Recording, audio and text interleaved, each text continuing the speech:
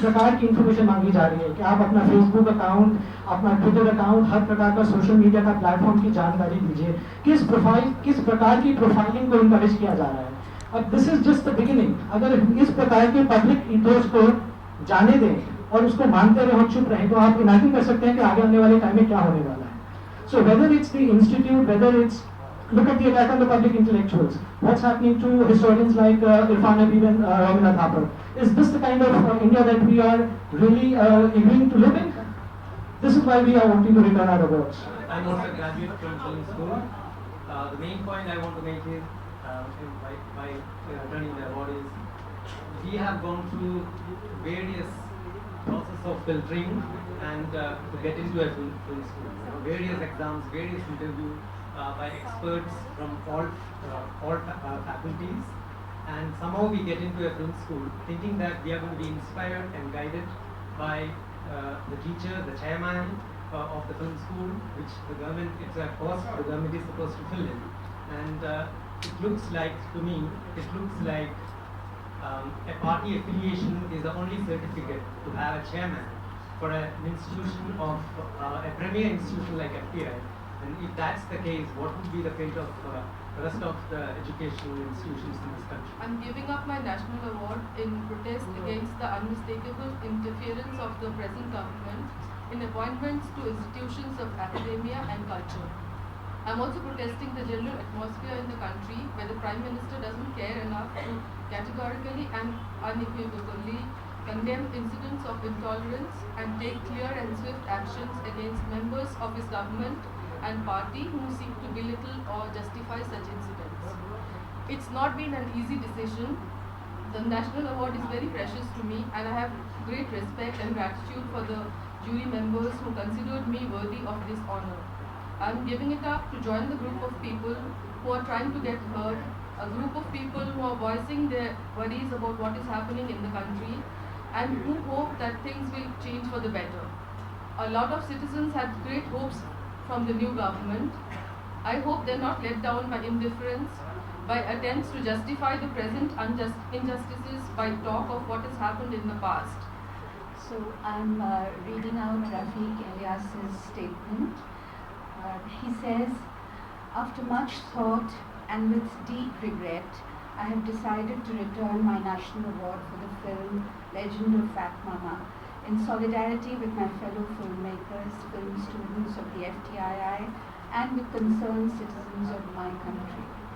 It is a simple, unmanufactured protest against the current climate of intolerance, hate, and violence, and the curbing of the voices of dissent. It is by no means an endorsement of the actions or inactions of the previous government, whose own cynicism is well established.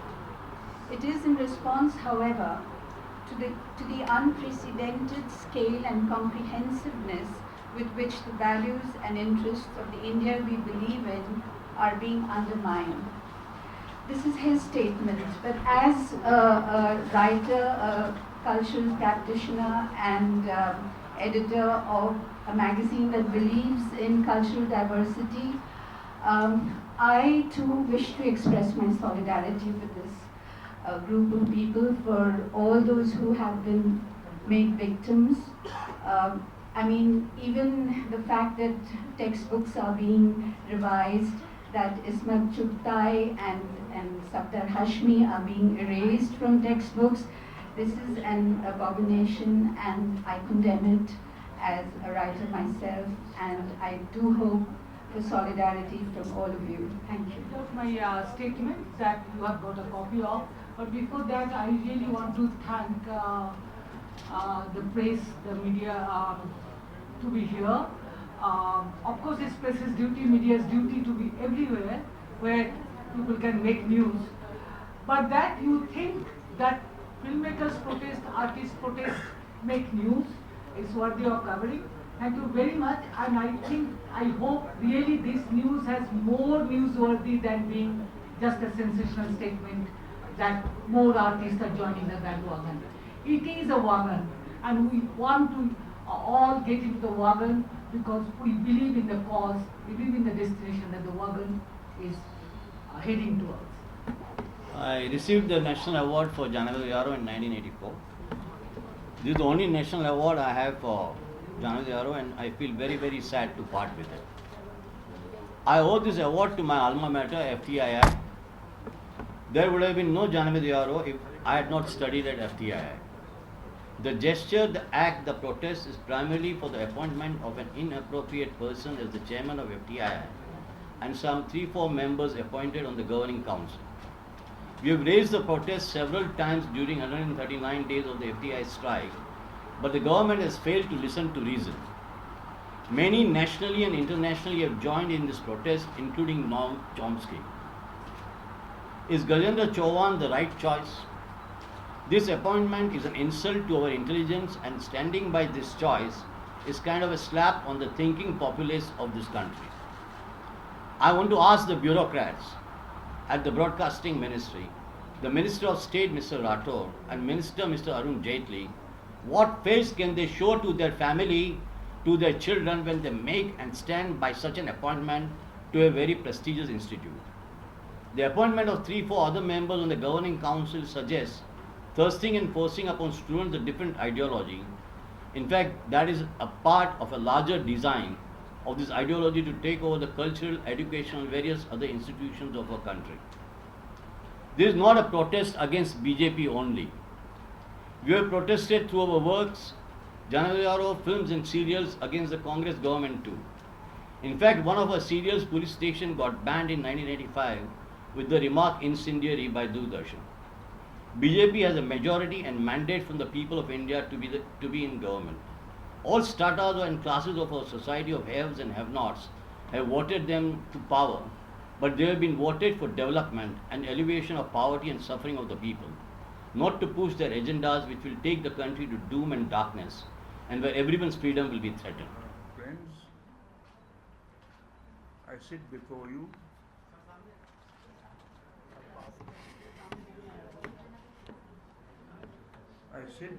because I believe we are living in a time when not to speak out would not just be a mistake, but a crime. You have heard all the speakers today, and they've got various inputs as to why they are returning their national awards. And my basic paper is a combination of all of their papers, so I won't go into reading all of them, reading my paper out. But I'll go slightly beyond in a sense, just the first page, and then sum it up. When the students of the FTI rose up in revolt against the ad hoc and arrogant imposition of governing council members of that institute by the government of India, little did they realize that the cause for which they were fighting for would turn out to be so much larger.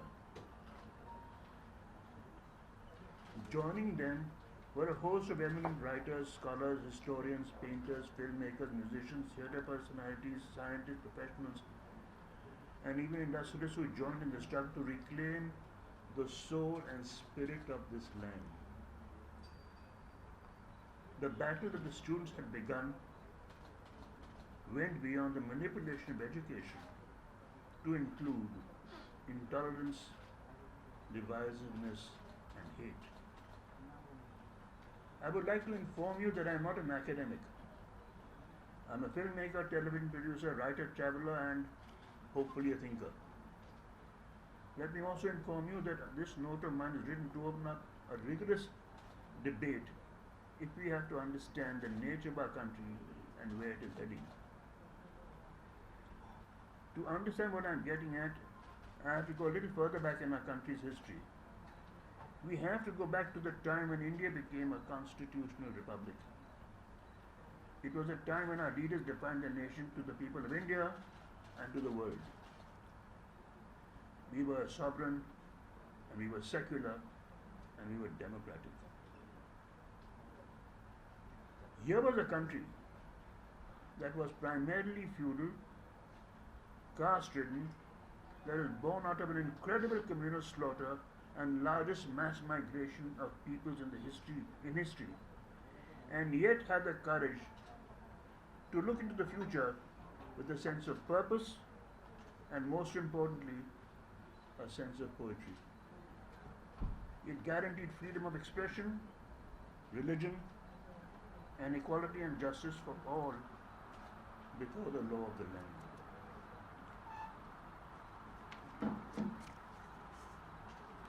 Left behind in the shadows were forces, though small in number, yet potent in influence, that were vehemently opposed to this ideal. They had a different agenda and a far simpler notion of what our country was all about. They had little faith in democracy and far less in freedom of expression, religion, and equality before the law. Now we all know what has happened in our country and what is happening now. We are all aware, and that is why, as I join forces with all these people, I am returning my award to, because as I believe, we all know where we are today. The forces that lay in the shadows at the time of our independence have emerged into the sunlight. They are in power both at the overt and covert levels. Will my handing over a national award change things around? Frankly, I don't know.